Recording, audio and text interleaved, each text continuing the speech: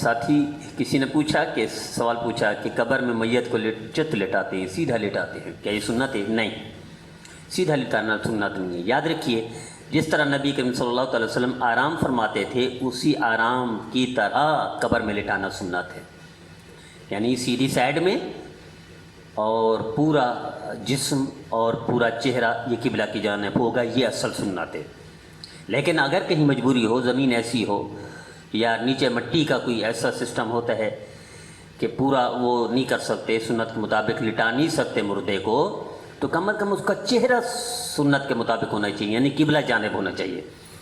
اور کوشش تو یہ کریں جیسے نبی کریم صلی اللہ علیہ وسلم آرام فرماتے تھے، یعنی دائیں سائڈ میں کروٹ لے کر چہرہ بھی قبلہ جانب، پورے جسم کا رخ بھی قبلہ جانب، یہ اصل سنت ہے۔ پیچھے مٹی کا وہ کر لینا چاہیے، ڈھیر کر لینا چاہیے تاکہ مردہ بیچارہ واپس اس طرف نہ ہو۔ لیکن لوگ چت لٹاتے ہیں اور سیدھا لٹا دیتے ہیں، یہ سنت کے خلاف ہے۔ حضور صلی اللہ علیہ وسلم کی ہر عمل پر بخشش ہے، ہماری نجات ہے۔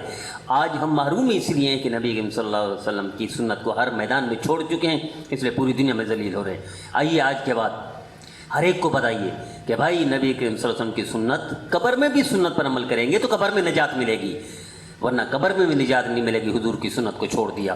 آئیے بتائیے، اور جب بھی کہیں ہمارا جان ہو قبرستان میں دفن کے وقت، تو ان کو بتائیں کہ نبی کریم صلی اللہ علیہ وسلم کی سنت یہی ہے کہ قبلہ، چہرہ بھی قبلہ جانب، جسم کا رخ بھی قبلہ جانب، یعنی دائیں طرف لٹانا، پیچھے ٹیک لگا دے مٹی کا، تو یہی سنت ہے۔ ہو سکتا ہے اسی ایک سنت کی برکت سے اللہ اس کے سارے گناہوں کو معاف فرما دے، یقیناً اس میں کوئی شک نہیں، حضور کی سنت بخشش کا ذریعہ اور نجات کا ذریعہ ہے۔